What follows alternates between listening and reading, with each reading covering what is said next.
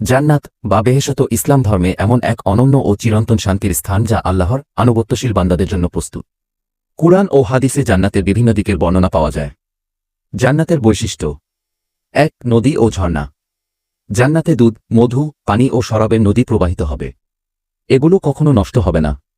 নিশ্চয়ই তাদের জন্য জান্নাতে প্রবাহমান ঝর্ণা রয়েছে। সূরা গাশিয়া ১-২। ২. উচ্চমানের ফলফলাদি। জান্নাতে এমন ফল রয়েছে যা মানুষ চিরকাল উপভোগ করবে এবং সেগুলো কখনো শেষ হবে না। তাদের জন্য রয়েছে পছন্দসই ফল এবং যে সবকিছু তারা কামনা করবে। সূরা ইয়াসিন ৫-৭। ৩. স্বর্ণ ও রৌপ্যের প্রাসাদ।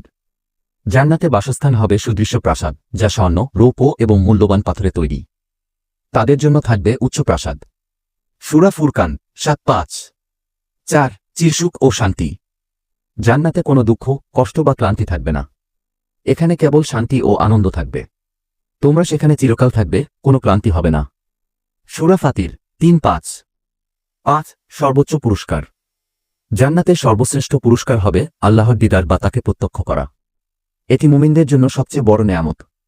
জান্নাতে প্রবেশের শর্ত: জান্নাতে প্রবেশের জন্য আল্লাহর উপর ঈমান রাখা, সালাত আদায়, ভালো কাজ করা এবং আল্লাহর বিধান মেনে চলা জরুরি। জান্নাত এমন এক স্থান যেখানে মুমিনদের জন্য অফুরন্ত সুখ ও শান্তি নিশ্চিত করা হয়েছে। এটি অর্জন করতে হলে আমাদের ইহজীবনে সৎকর্মে ব্রতী হতে